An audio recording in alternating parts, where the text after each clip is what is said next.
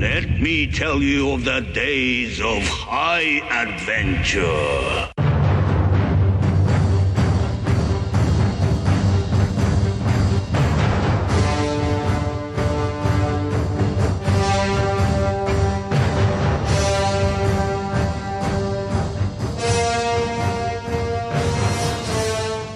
Hello, I'm Kevin. And I'm Eric. And this is 6 Degrees of Schwarzenegger, the podcast where we take a long, hard look at some of our favorite action movies from the era of Arnold. Schwarzenegger is the icon of the genre, and we're taking a deep dive into some of these 80s and 90s cult action movies, breaking them all the way down.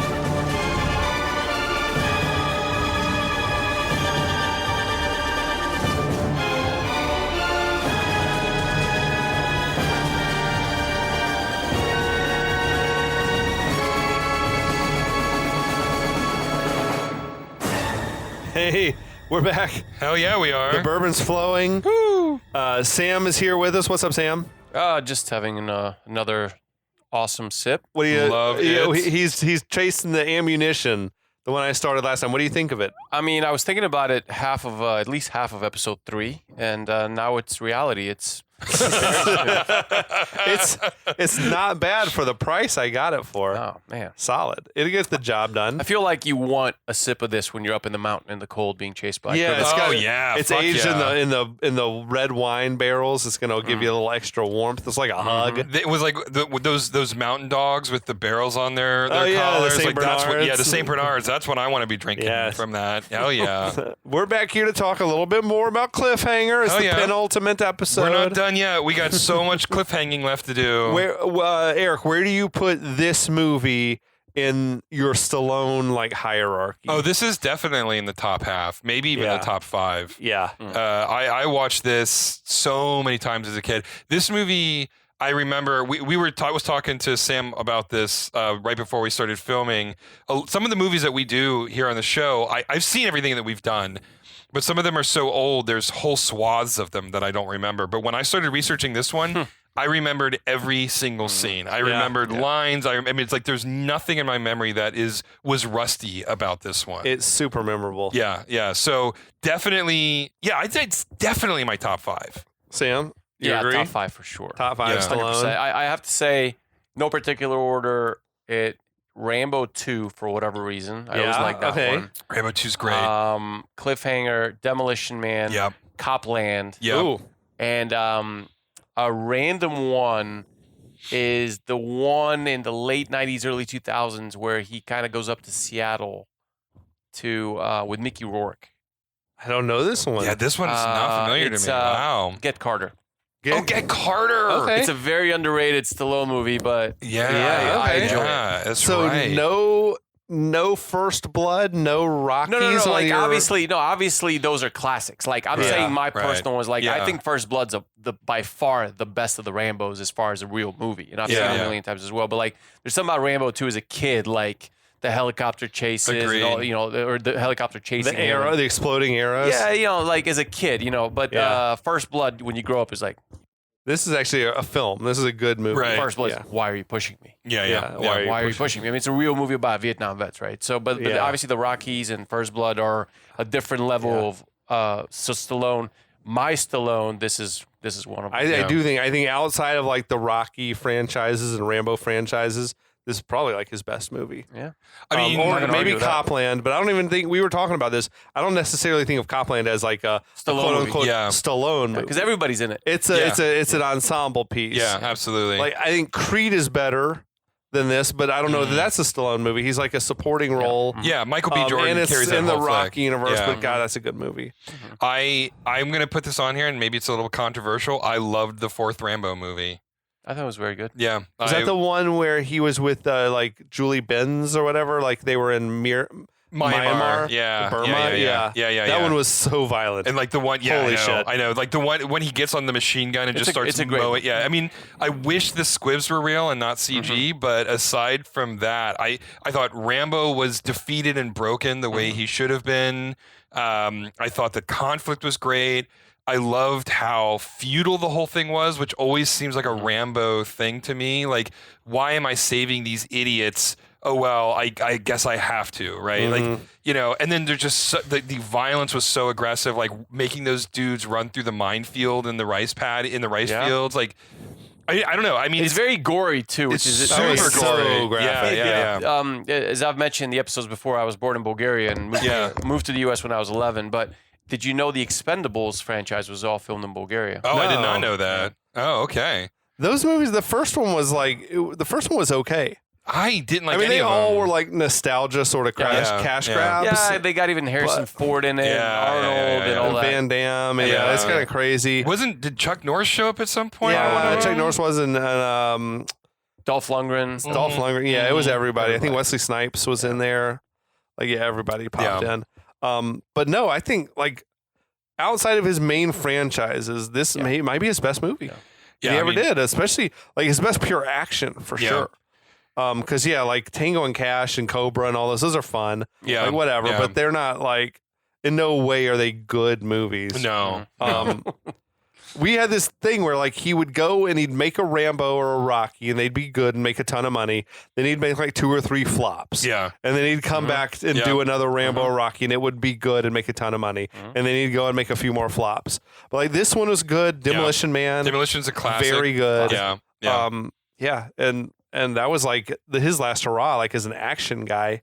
Yeah. Copland was amazing for him, and Creed, same, like being vulnerable and like showing his age and, you know, not trying to be Superman anymore or whatever. Yeah, I agree. I mean, I didn't see the Rocky Balboa one, the last of those movies that were about him, but I heard really mixed things about it. It was okay. I mean, but it was not good. Yeah, yeah. But yeah. Anyway, we're here to talk about Cliffhanger. We're on some Cliffhanger. You're going to catch us up on this plot? I'm going to catch us up. So, Sly Stallone plays a mountain climber rescue guy who's had his spirit broken when a woman he's trying to rescue falls from a mountain and dies. 8 months later, after that happens, he's disappeared off to Denver to become a window washer. Off screen. Off screen. That's in the director's cut. Off screen. And we meet these feds who are transporting a bunch of money, $100 million in $1,000 bills from Denver to San Francisco. And it's like a highly secured cases. This is a pretty routine trip. An FBI agent hops on board as just sort of like a freeloader. But it turns out that the plane is being hijacked, right? And so the plane goes down, though, because things go awry, because it turns out that this freeloader has actually been investigating these guys for months now, and he suspects something is up, but things go sideways, right? So the hijacker's plane crashes, the 3 cases of money go everywhere. Meanwhile, Walker comes back, tries to get his girl, Jessie, who was the helicopter pilot in the beginning of the movie, to come with him back to Denver. She says, no, this is where my home is. By this point, the terrorists call asking for a rescue, posing as hikers. The wind is too bad, so the copter can't go up. So Hal decides to go and climb on his own. Jesse tracks down Walker and says, hey, you're a better climber than Hal. They need help. Go and be with him. He's like, Hal doesn't want me. You should go anyway. Okay, fine. So they meet up, almost immediately get captured by the bad guys, are forced into helping them capture the cases. First case goes awry. Dollars go everywhere. They think Walker's dead. He's not dead. They move on to the second case. Walker catches up with Jesse, who has caught on through radio conversations that there's something wrong. They meet up at a cabin, collect a bunch of new equipment. They get to the second case before the bad guys do. There's a big fight on the top of a mountain. Walker gets away. They're on the way to the third case. They meet up, like, interspecially, there's some extreme guys. The extreme guys have no bearing on the plot whatsoever. You could cut every scene that they're in and it would not change the movie whatsoever. But anyway, the bad guys murder the extreme guys. This actually is relevant, and I think we'll actually see that in this episode. But anyway, that's basically where we are. Oh my God. I love when Eric like just rips through after like 5 beers in. He's like just tearing through the plot. Shit. Okay. But yeah, later on, the hijackers were walking high up through the peaks. They're like right on the edge of this sheer cliff. That shot was great fucking insane. Yeah, on my notes, I literally went very Lord of the Rings, like as a compliment. Oh my gosh, Just what a great shot. I said Lord of the Rings shit. Sam, you're a world traveler. Have you been to the Italian Alps? Sadly, no. Okay. But obviously that's on the list. I'm planning a trip, man. This movie's inspired me. It's so beautiful there. Apparently, it's very easy to get around. It's very easy to get to the top of these like inaccessible looking peaks. Like in America, we have parks that are jaw dropping like this, but they're national parks, so they're not developed. Right. Yeah. Right. Like There's in Italy, lifts. it's like ski slopes, and there's chalets and like bars and restaurants and stuff up at the top. And I'm just like, this is fun. Like where I grew up in Bulgaria, amazing. like we got it's the highest peak in the Balkans, basically, like higher than Mount Olympus, and you can get up to a point where you're not at obviously the top of the peak or whatever, but you're near, and there's a restaurant, and you can have wine, you can have like meat, French fries, and you're just observing this. It almost looks like in a weird way, like what was Hitler's like getaway? Oh, yeah, the Eagle's Nest. Like, or it's whatever. kind of like an Eagle's Eagle's Nest feel. Yeah. But that's Right. not. That's all over Europe. Like you can literally go to the French Alps, the Italian Alps, I the want to German hit Alps. Austria and Switzerland Exactly. and all that shit, man. Yeah. Yeah, I'm legit. I'm gonna make it happen, dude. I want to go and like get shit faced at high altitude on like It'll be a hell of a lot easier at that a altitude. charcuterie board and You some gotta red love wine. you gotta have charcuterie. The other thing about that is like, yeah, we like to go hiking here in the summer, but usually we go to the mountains in the winter to ski. Like over there, it's just as good to go in the summertime because you're just having the views and you have the temperature and you have the cold beer. So I'm definitely like I'm a summer mountains guy. I'm not a skier, but I want to get up there like July. Yeah. well, I'm not a July, skier. August. Yeah. talking about winter mountains. Yeah. Well, I mean, yeah. Right. This isn't a travel log. This is I keep forgetting. We're talking about movies here. But in the wintertime, there's terrorists. I guess right, and these bank aren't terrorists, heists. aren't they? They're like hijackers. Yeah, they're hijackers. They're never thieves. like they have no political agenda here. So now down below, Jesse's watching them go through binoculars. She confirms that Hal is indeed taking them the long way around. Mm-hmm. Walker's like, okay, we can get ahead of them if we go through this little crack here in the mountain. So now back up on the mountain, Quaylen and Travers, they're starting to get impatient. One of them is like, I thought you said there was a way across. And Hal is like, there is. And they're like, where the fuck is it? He's More like anger. constantly grabbing So him. much anger. He's so good at screaming. And Hal points to this very like rickety looking suspension bridge. He's like, there, are you blind? Which it was pretty obvious. Yeah, like, I mean, it was just like- right there. It was right there. But Travers isn't feeling that bridge. He's like, oh, the hell with this. We're going to just call for the helicopter to come pick us up. And I'm with Travers on this one. I don't think I'm fucking with that bridge. But Quaylen like grabs him and is like, no, you're past the point of no return now. You're a criminal. There's no turning back at this point. Mm-hmm. Which I thought was great. Oh, it's true. Yeah.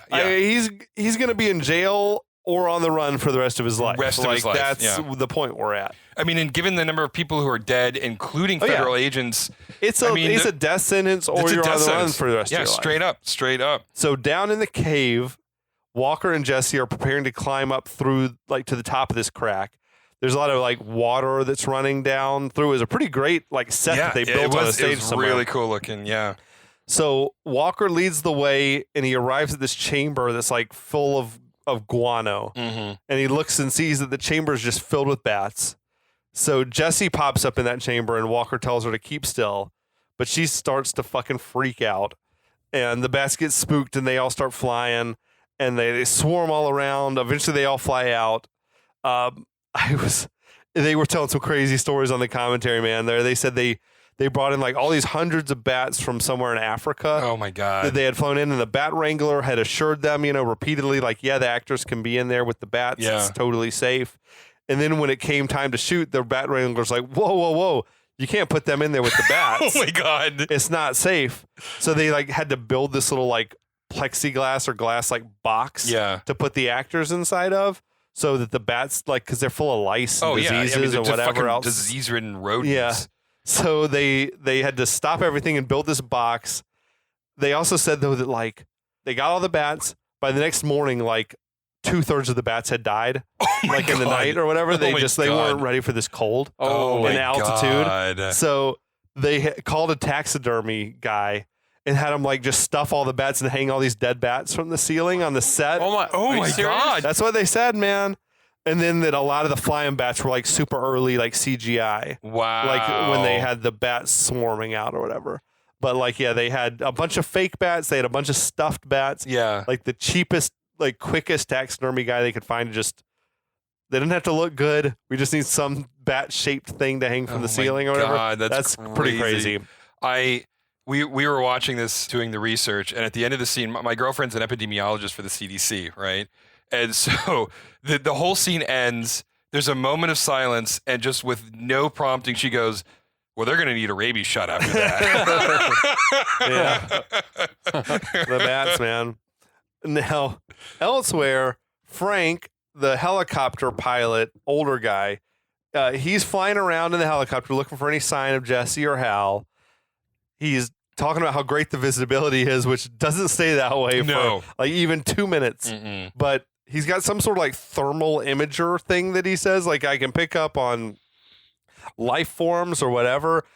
I highly doubt that they had that technology in 1993. I mean, thermal imaging existed in the 90s, but the amount of heat that it's picking up from this, skydiver who's been hanging from a tree for the entire night, it's like there's no way this thing is producing this much heat. Yeah. Right? Mm-hmm. Yeah. So the device, whatever, pings that there's a heat source nearby. So Frank's going to land and check it out. Now we cut to like a close-up of some wolves' eyes. There's this pack of wolves. They're circling around the extreme dude who's hung up in the tree by his parachute. There's exactly no wolves in Colorado. There's the only wolves that outside of like Alaska are in Yellowstone Park and they're like protected. No way. There's no wolves anywhere in the lower 48. It was just coyotes. Nah, this was wolves. These are definitely they just wolves. didn't. Yeah, they just didn't. They were coyotes wearing wolf skins. They weren't worried about it. But we see the dude. He's like barely alive. Frank lands the chopper. He comes in like the wolves are kind of nipping at the dude's feet. This is like seconds after Frank talking about how great the visibility is. Like it was so cloudy you could barely even see anything. Yeah. But I didn't feel like the whole thing with like the thermal imager. Why do you need that? Why not just say, I see his parachute in the trees? Yeah, right, exactly. Like, it was just weird. The parachute was literally at the top of the canopy. It was weird to write in the thing about the heat imager. Because it doesn't pay off. They don't use it anywhere They never use else. it again. Right. It's just strange. But Frank runs up. He fires off his revolver to scare the wolves off. Then he sees, the dude's lost a lot of blood. He gets his knife out. He like cuts the guy down. And he carries him back to the chopper. So this is the only reason why, I mean, aside from the focus group testing, why these extreme guys are in it. Because it gives an opportunity to establish that Frank has a knife. He carries a knife. Yeah, that is it. Sure. 5 minutes of movie to establish that Frank has a knife. Apparently, there was also like when they showed it to test audiences that they had shot a version where I think both the extreme guys were killed. Yeah. And the test audiences were like up in arms because they liked these dudes so much, right? That they went back and said, okay, we'll make the one guy have survived it somehow or something. I don't know. So now back in the cave, Walker and Jesse, they've nearly reached the top. They can see daylight. Walker's going to climb up to the top and then rig a line for Jesse to climb up behind him. Now up above, Hal is like leading the way across the suspension bridge, which I felt like there was no way they'd let Hal go first. No way. It's in like, because he could get to the front, God knows, cut like the lines. Unclip something, and now the bridge is gone. Yeah. But he's going across.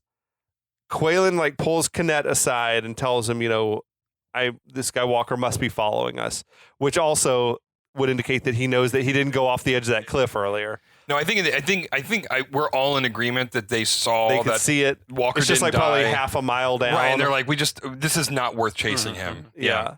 So he's like, you wait here, Kinnett, and ambush them when they come through. So Kinnett says, okay, I'm going to move to high ground. When they come through, I'll get them. Quaylen says, make sure you get the money from them before you kill them. Now, elsewhere, we got Treasury Agent Wright. He's flying around the area in this government helicopter. There's another government search party, apparently, somewhere that they found the wreck of the hijacked plane and ID'd the dead pilot that was there and said he was like an associate of Quaylen's. So Wright is told about the wreckage of the Treasury jet. It's scattered over like a massive area. No sign of survivors. Wright tells his pilot to head for the location of the hijacked plane wreckage. And then they call for like more search and rescue people to get come to that area. Now back in the cave, Walker is scaling his way up through this narrow little passage up to the top of the crack while Kinnett is laying in wait up there watching the path, I guess, that the guys had come through before. So how did he get up there though? Like Canet? I mean like I don't think it was a crazy climb that he had to do or anything to get to where he was. well, yeah, but it just I don't know, it just felt from a geography standpoint to be weird. I don't know. There was just something about like the spatial element of where the suspension bridge was. Yeah. And it seemed like it was really up on a peak, and then where Canet was seemed like ridiculously Even higher. higher. Yeah, exactly. And then, but it wasn't so bad that like fucking there wasn't a crevice Yeah. that like Walker could climb up. I don't know. It just felt the whole thing felt a little. The thing that bothered me was like I felt like coming up through that crack was supposed to get them ahead of the terrorists, whatever, but it didn't. They're Right. still behind them. They're still behind them, right? So Anyway, I don't know. But Canet hears like noise, I guess, and he turns around and he sees like the ice axe sort of poking up through the snow. So Walker pops up through to the surface. He starts rigging the line up for Jesse to climb up. He tells her, "Come on up." She's like attaching to the harness, but just then Canet pops out with a gun pointed at Walker. right. Right? He tells Walker, your life's for sale. The price is $30 million. So where's the money? And Walker truthfully tells him that he burned the money. But Canet doesn't believe that. He says, not even a dumb mountain boy like you would burn $30 million. He was so good at doing what this character was meant to be doing, which is a natural born bad guy, So Canet's like, if you hand over the money, I'll just kill you and I'll let the girl live. And I don't know at this point, there's a way that he could know that this Jesse character is even a female. No, Like, he has not seen her. He hasn't seen her. I don't think he's heard. There's been no way to hear her. No. I think if they said there was a Jesse that was a rescue climber coming up, you would probably assume it was a guy. Yeah. Yeah. Maybe that's just my sexist nature. No, but I agree. I mean, she has had, to this point, absolutely zero interactions with any of the I terrorists. never thought about that one. Yeah. At this moment, she starts calling out for Gabe, and they should have edited that before. He could have heard the voice, and then he would have been like, I'll let the girl live or whatever. And in fact, it may have been like the way to go, but it might have felt weird going in that other direction, and then they re-edited it and just like, well, whatever, it's a minor continuity thing. Yeah. So at this point, though, Walker, he like seems defeated. He sort of nods like he's going to hand over the money, and then he like swings that ice axe up out of the snow and like slashes Canet across his leg. Canet falls backwards. He starts shooting, but Walker drops back down into the crack and basically like free falls Just straight down a pretty long way, like enough that it seems yeah. like it would really fuck you up. But he lands hard beside Jesse, who gets him up, gets him moving. Now, at this point, Quaylen radios to Canet for an update, and Canet says, Walker said he burned the money. Now he dropped down into some cave. And Quaylen tells him, okay, we'll come back to the group. We're just rigging up a bomb. We're going to blow it up above his head, and it's going to cause a cave-in or take care of him, whatever. So Canet says, I want 5 minutes to take care of Walker myself. And Quaylen says no, but Canet doesn't listen.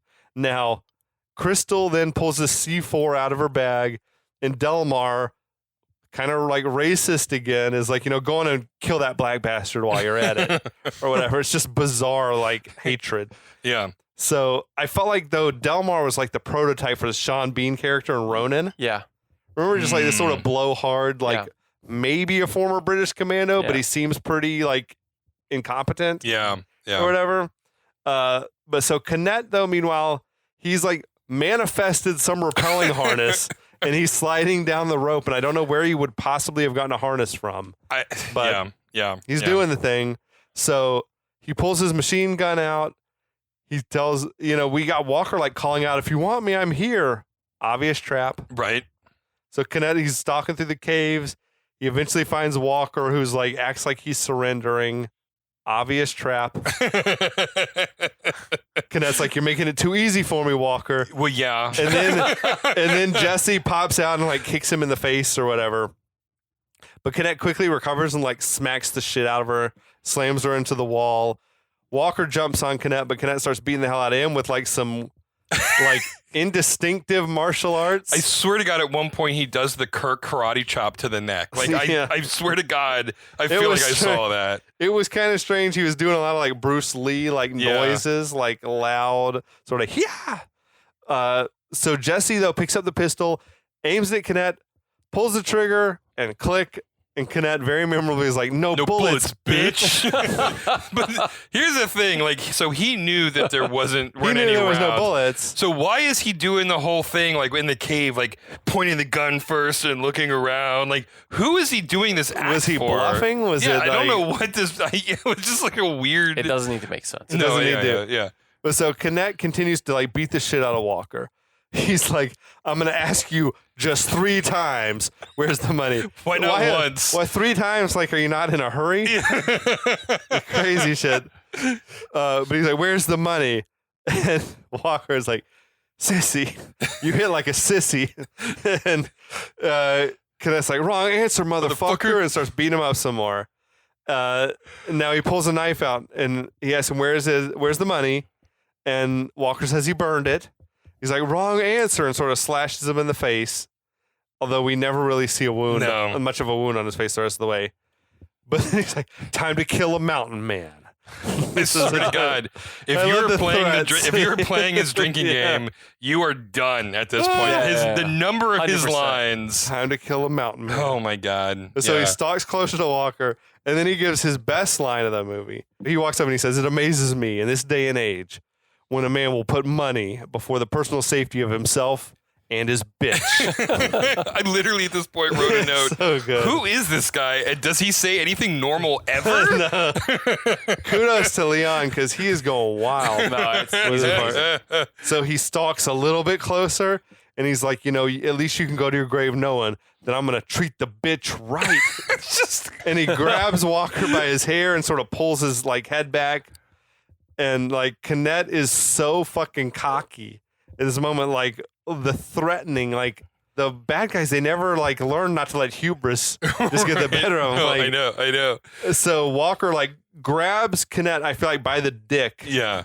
and like grabs him by the collar and picks him up over his head and just like overhead presses him onto a stalactite. The just, like, right sharpest through him. stalactite I've ever seen in my life. Awesome death. Yeah. It was a great kill. Awesome death. Great kill. 100% certain that Walker's grip was like around the shaft of his penis. When he had him. Look, he went to give him a little Well, pleasure before the pain. Did he plan on that kill? Like how? I feel like he must have been laying in wait by the stalactite, right? Probably. Right. It couldn't have been random. So he's like, I have one move, and that's to push him up. Into the One ceiling. time I'm going to lull him into a false sense of security and then try to just like Yeah. stab him with the stalactite. Yeah. Yeah. I don't know, but Jesse is disturbed. And Walker like is holding him up. Yeah. He's holding him up there for a while. Like really just making sure. Yeah, until he's dead and dead. Bathing in the blood of his And victims. then he drops him, and Jesse runs over and hugs Walker. And now the radio that Kenneth had dropped earlier like crackles to life, and it's Frank calling for Hal or for Jesse. They go off looking for the radio. There's also a super quick but important shot of Walker like taking his bolt gun Yeah. off of Kenneth's belt because I guess Yeah. Kenneth had the thing. Yeah. So now up above, Crystal has rigged up a bomb right above the opening to the cave. So down below, Walker and Jesse, they find the radio, but it's like falling down into a crevice and they can't really reach it.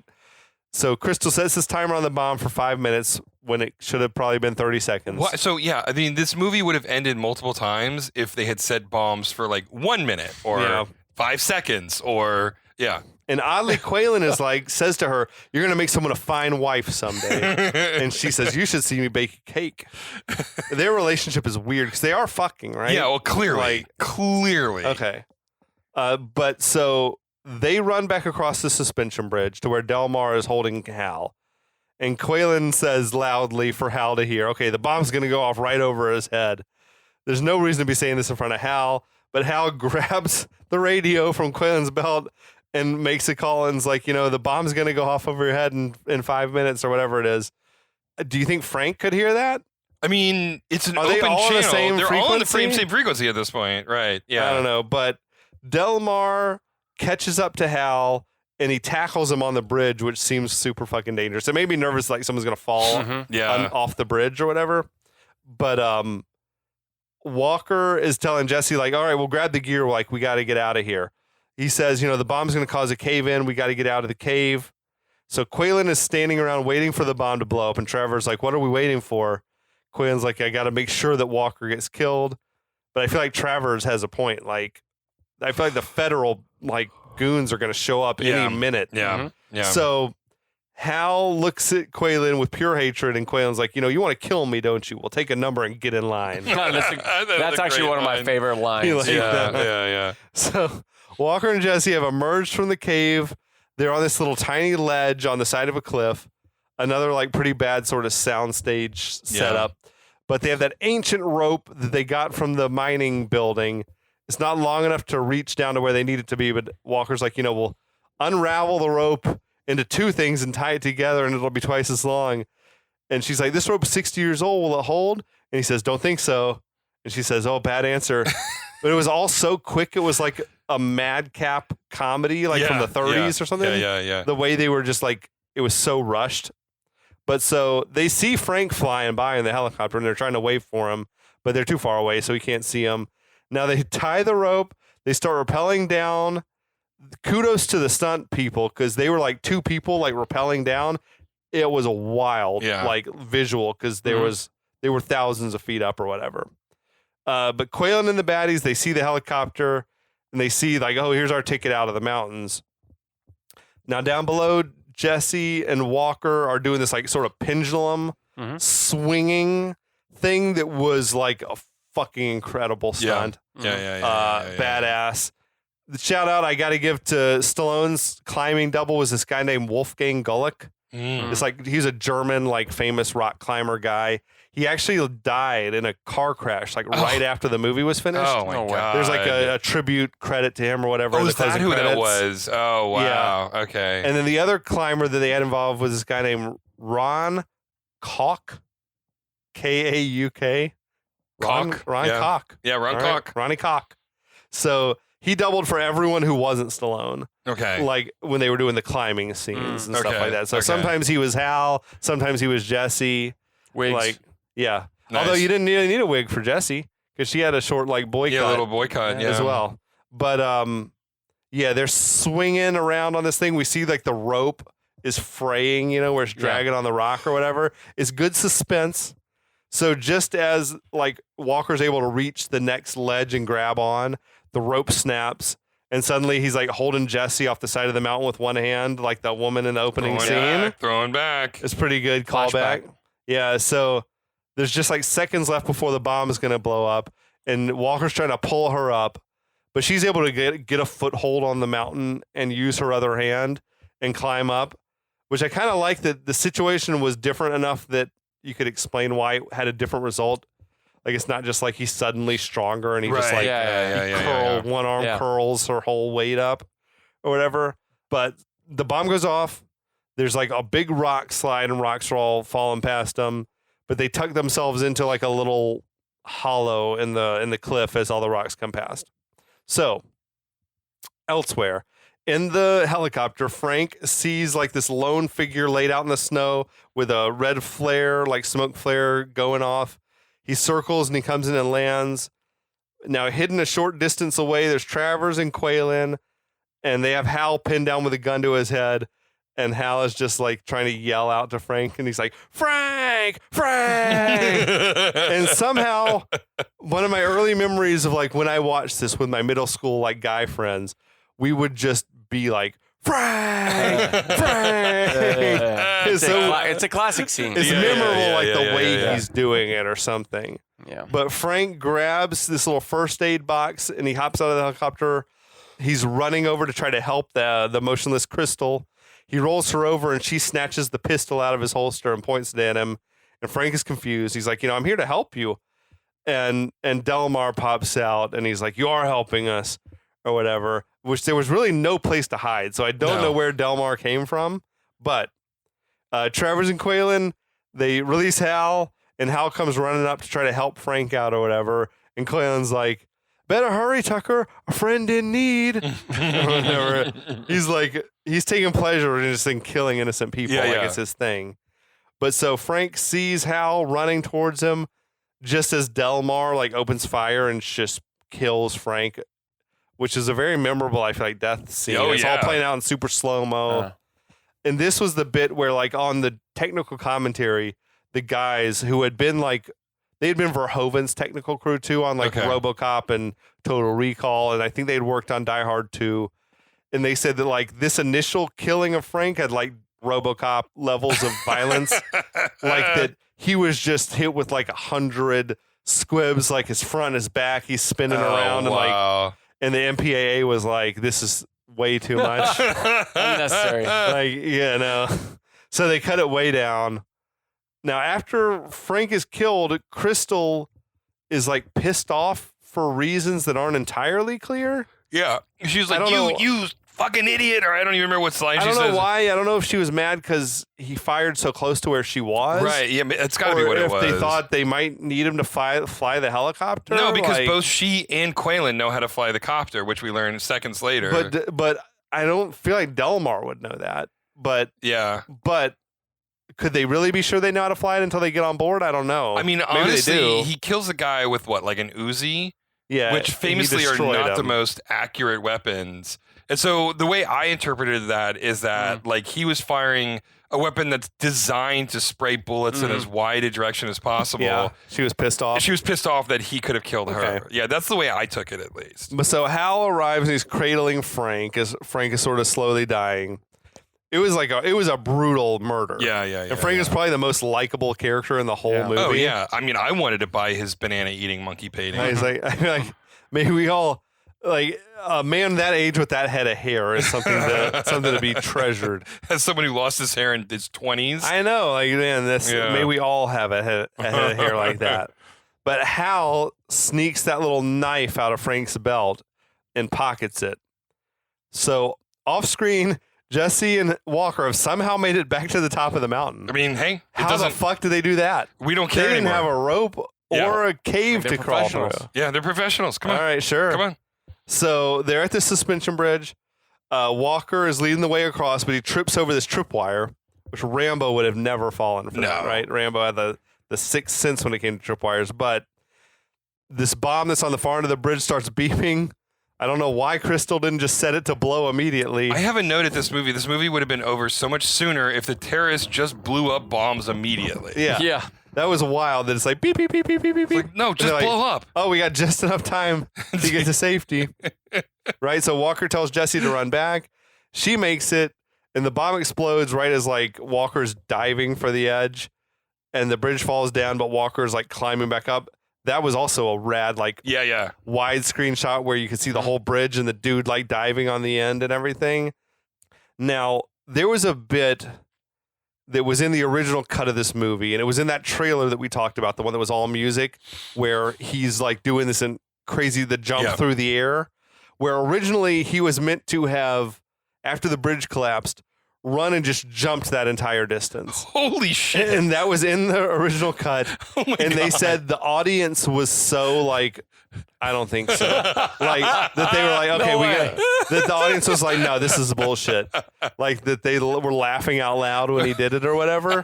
But that shot is still in that original trailer. I'll have to go back and watch that we it again. watched. So yeah, if you go Holy watch shit. it, and it is ridiculous.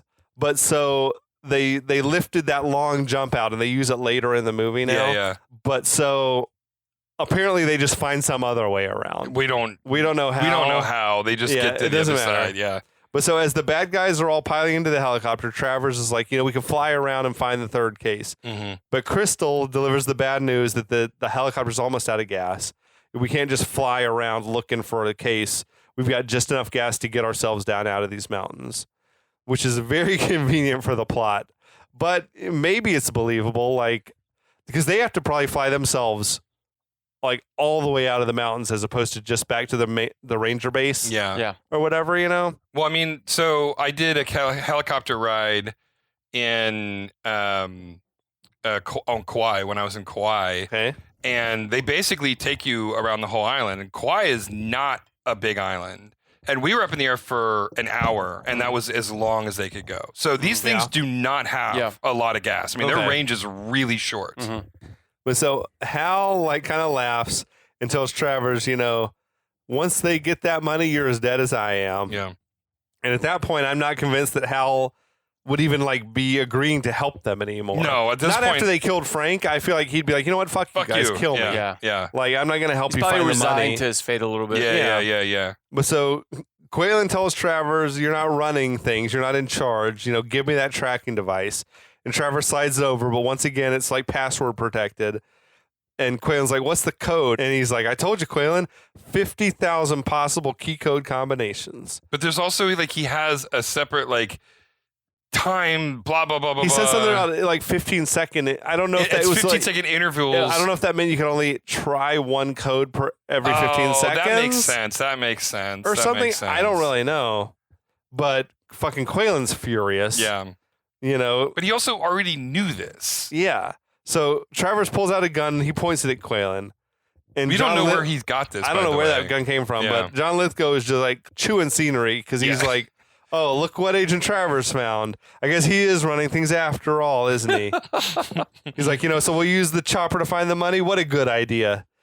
And he's like, but then again, and he kind of grabs Crystal and pulls her over in front of him. He's like, without a pilot, no one even gets off this mountain. Mm-hmm. And it's like an amazing bad guy move. Yeah. And Crystal's like, what are you doing? And he like whispers in her ear. He's like, you know what real love is, Crystal? And she's like, no. He says, sacrifice. And he kills her. Just a fucking great crazy moment. Yeah. Oh, that's so good. Just like pure evil. Like this is a guy Yeah. you can't wait for him to be killed at this point. Sacrifice. Yeah. And now he says, so now I'm the only one who can fly us out of here. I guess we're partners again. See, that's so awesome. Like the guys just through thick and thin, they cannot get separated. each It's other. incredible. Yeah. The world's falling apart around them. The guy just killed his fucking fuck buddy. Right. And they're still like, now they're back to each other. Right. And I love it when he's like, now take your toy and find our money, and sort of throws the tracker at him. And Our money. See, there's a little bit of a connection there. Yeah, exactly. He didn't say my money. They are basically a married couple. They are. Yeah. Quaylen, he like throws Crystal's corpse down. Dude, like in just the like snow, doesn't even and like care. her like legs come up in the air, and it was kind of funny. But so he tells Travers and Delmar, "You take Hal and go find the money. I'm gonna wait here at the helicopter." And Quaylen instructs him, you radio me once you have the case in hand, and I'll come find you guys. And I'm really not sure that would use any less fuel than it would have used just to fly the helicopter to where the device said the case is. Yeah. But whatever. Maybe I tried If to it's explain point it. A to point B as opposed to hovering a little bit. And like circling. Sure. And honestly, they don't know if they could even land probably where That's the where the case is. Like they might have a little to, bit of like they scouting. might have to then go find a place to land. And Okay, I can get behind that. Sure. Now Travers is like really fed up with Quaylen. I think he's realized there's probably like no scenario in which Quaylen's not trying to kill me at the end of this. There's no end game where this is Thunderdome at this point. Yeah.